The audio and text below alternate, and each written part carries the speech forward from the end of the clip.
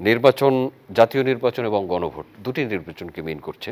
নির্বাচনের প্রস্তুতি নির্বাচন কমিশনের পক্ষ থেকে আছে, সরকারের পক্ষ থেকে আছে। আইন শৃঙ্খলা পরিস্থিতি ঠিক রাখার জন্য আইন শৃঙ্খলা বাহিনীকে প্রশিক্ষণ দেওয়া হচ্ছে।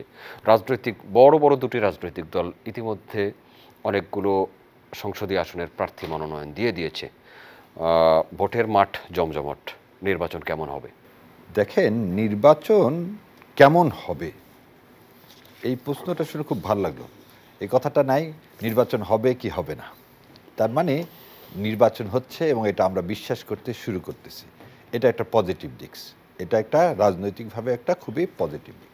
আর নির্বাচনটা কিসের ভিত্তিতে হবে এই জায়গাটাতে হচ্ছে প্রথম কথা।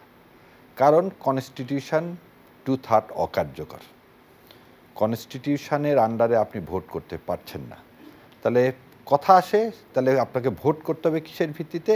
জুলাই সনদের ভিত্তিতে। সেটাতেও আমরা একটা বিষয়ে মানে আমি বলবো যে বাংলাদেশের ইতিহাসে এইভাবে সমস্ত দল এক জায়গায় হয়ে রাষ্ট্রকে বিনির্মাণ করার জন্য এবং দ্বিতীয় যে স্বাধীনতা, এই মনস্টার স্বৈরাচার শেখ হাসিনার হাত থেকে, শেখ হাসিনা বলবো না, আওয়ামী লীগের এটা শুরু হয়েছে শেখ মুজিবুর রহমানের সময় থেকেই, আজকে যে রাষ্ট্র বিনির্মাণের জন্যে একটা জায়গায় আমরা সবাই এসেছি। এবং সেই জায়গাতে এখন কিভাবে ইলেকশনটা করা হবে সেইখানে কথা হলো একটাই, যে কে সই করবেন সনদ। সনদটা রাষ্ট্রপতি সই করবেন না প্রধান উপদেষ্টা সই করবেন। এইখানে একটা আমাদের মধ্যে এখনও সিদ্ধান্তহীনতা আছে। দ্বিতীয় সিদ্ধান্তহীনতাটা হচ্ছে এই ভোটটা হতে গেলে এই সনদের ভিত্তিতে হতে হবে। সনদের ভিত্তিতে হতে গেলে রেফারেন্ডাম আগে হতে হবে। এই রেফারেন্ডাম হওয়ার পরেই ইলেকশনটা হতে হবে। এটাই চিরাচরিত আগেও হয়ে এসছে। এই প্রসঙ্গে খালি আমার মনে আছে, জিয়াউর রহমান সাহেব যখন ক্ষমতা আসলেন উনি তো ওনার 19 দফা কর্মসূচি দিয়েছিলেন এবং 19 দফা উনি সারা বাংলাদেশে সেটা পাঠালেন। পাঠানোর পরে সমস্ত মানুষের কাছে যখন 19 দফা পৌঁছালো তখন উনি রেফারেন্ডামের আয়োজন করলেন। সেই রেফারেন্ডামটায় ওনার কথা ছিল রাষ্ট্রপতি major general Ziaur Rahman BU এবং তাহার অনুসৃতি নীতি ও কর্মপন্থার প্রতি আপনারা আস্থা আছে কি নাই। তার মানে এই একটা কোশ্চিনের মধ্যে 19 দফা ছিল। আজকে অনেকে আমরা বলতেছি যে এর মধ্যে কেন নোট অফ ডিসেন্ট দেওয়া হলো কি হলো না, এতগুলো কিভাবে মানুষ বুঝবে। আসলে তা না, এর উপরেই রেফারেন্ডাম হলো, রেফারেন্ডামে হা জয়যুক্ত হলো, তারপর পার্লামেন্ট ইলেকশন হলো 1978-এ। সো অতীত যদি আমরা তাই দেখি, এই ইলেকশনটাও হতে হবে জুলাই সনদের ভিত্তিতে এবং তার জন্য একটা রেফারেন্ডাম করতে হবে এবং আমার বিশ্বাস সরকার অবশ্যই রেফারেন্ডামটা ইলেকশনের আগে করবে। আর সবাই যে জায়গায় চলে গেছে, এখানে ইলেকশন না হওয়ার তো কোনো বিকল্প নাই। গণতন্ত্র পথে যেতে গেলে, বিচার সংস্কার হতে গেলে আপনাকে ইলেকশানেও যেতে হবে। সো ইলেকশন জুলাই সনদের উপর ভিত্তি করে হবে, এটাই আমার আশাবাদ এবং এর কোনো অল্টারনেটিভ এদেশের সামনে নেই। কে এম পাটোয়ারি তিনি বলছেন জুলাই সনদের ভিত্তিতে নির্বাচন হতে হবে, তার আগে ওই জাতীয় সংসদ নির্বাচনের আগে রেফারেন্ডাম হতে হবে। সংবিধানের 2/3 অকার্যকর, দেশ চলছে জুলাই সনদের ভিত্তিতে। রেফারেন্ডাম করতে গেলে রেফারেন্ডাম সাংবিধানিকভাবে এই সরকার শপথ নিচ্ছে সংবিধানের আলোকে। এই সংবিধানের সংরক্ষণ, প্রতিপালন, ভয় ভীতির ঊর্ধ্বে উঠে ওনারা কাজ করবেন। কিন্তু প্রথমত সংবিধানে রেফারেন্ডাম নাই, রেফারেন্ডাম বাতিল করে দেওয়া হয়েছে। তাহলে এটা পুনঃস্থাপন করতে হবে প্রথম, যদি রেফারেন্ডাম নিতে হয়। কারণ এখন রেফারেন্ডাম নেওয়ার এনাদের এখতিয়ারও নাই। এনারা রুটিন ওয়ার্কের বাইরে যেতে পারবে না, কারণ যেহেতু ওনারা সংবিধানের আলোকে কাজ করছেন। যদি বিপ্লবী সরকার গঠন করতো তাহলেও অন্য কথা। তো ওনারা সংবিধানের এখন সংবিধান মাঝে মাঝে মানছেন, মাঝে মাঝে মানছেন না।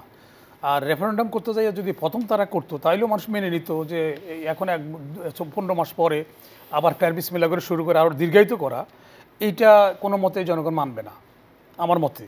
কারণ এখানে রেফারেন্ডাম না করে এখন শুধু ইলেকশনটা দেওয়া, ইলেকশন দিতে গেলে এখন ইলেকশন দেওয়ার মতো সে পরিবেশ বা সক্ষমতা এনাদের আছে কিনা, সেই কথা যদি আপনি আমাদের জিজ্ঞাসা করেন, আমি বলবো যে কোনোটাই নাই এই গভর্নমেন্টের।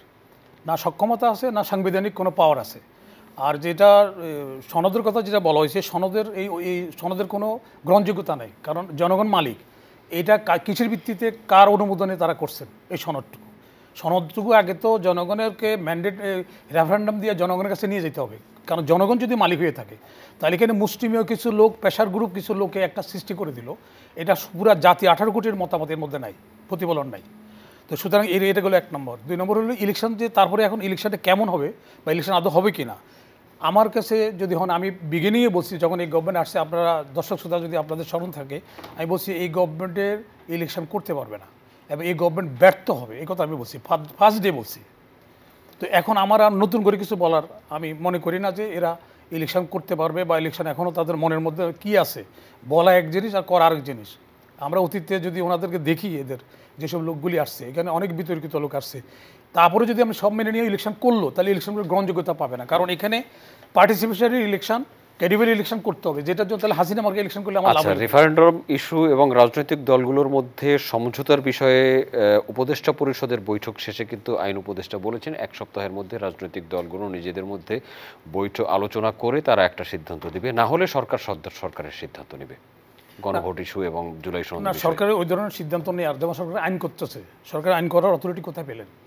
কারণ ওনারা তো সংবিধানের আলোকে শপথ নিচ্ছেন, ওনারা কি আইন করতে পারবে কিনা? আইন তো সংসদে পাস হইতে হবে। এখন ওনারা যেগুলি ওনাদের কিছু কিছু আইন তারা করতেছে তাদের নিজের চলার সুবিধার জন্য এবং নিজের যে অ্যাক্টিভিটিসগুলি বৈধতা দেওয়ার জন্য ওরা করতেছে। করলে এগুলো জামিলে আইন টিকবে না যদি চ্যালেঞ্জ হয়, কোর্টে যদি চ্যালেঞ্জ হয়। কারণ এখানে ব্যারিস্টার সাহেব আছে, আইন করতে গেলে আইনের কতগুলি প্রসেস আছে, সাংবিধানিকভাবে সংসদে যাবে, ক্যাবিনেট ডিসিশন হবে, সংসদে পাস হইতে হবে, তারপরে সেটা আইনে রূপান্তরিত হবে।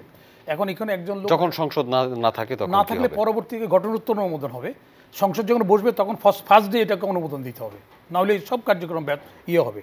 এটা আইনগত, এটা আমি যেহেতু সংসদ নেই তাহলে তো দেশ চালাতে আইন লাগবে। না, দেশ চালাতে কেন? এর আগে যে আমাদের 3টা সেম নেচার অফ গভর্নমেন্ট আছে, তারা কি আইন পাস করতে লাগছে নাকি তাদের? তাদের তো আইন লাগে না। লতিফুর রহমান গেছেন, সেগুলো তত্ত্বাবধায়ক সরকার ছিল, এটা তো অন্তর্বর্তীকালীন সরকার। নেচার অফ ইয়ে কি, আপনি যেই নামে ডাকেন না কেন, নেচার কি? একটা প্রতিটা জিনিস একটা সেটআপ, একটা নেচার অফ গভর্নমেন্টের যে নেচার থাকে, যে প্রকৃতিগত, যে প্রকৃতিটা কি, ওনাদের কি করবেন ওনারা, তো সেটা করতে গেলে নেচার তো সেমই। হয়তো এখানে একটু অন্যরকম ব্যতিক্রম হয়েছে, আইন শৃঙ্খলার ডিটেরিয়েট করছে, তো সেটার জন্য তো 15 মাস হয়ে গেল অলরেডি। তো 15 মাসে কোনো পারফরমেন্স যদি দেখাইতে না পারে, আর 3 মাসে কি পারফরমেন্স দেখাবে, সেটা তো বোঝাই যাচ্ছে। আপনাকে ধন্যবাদ।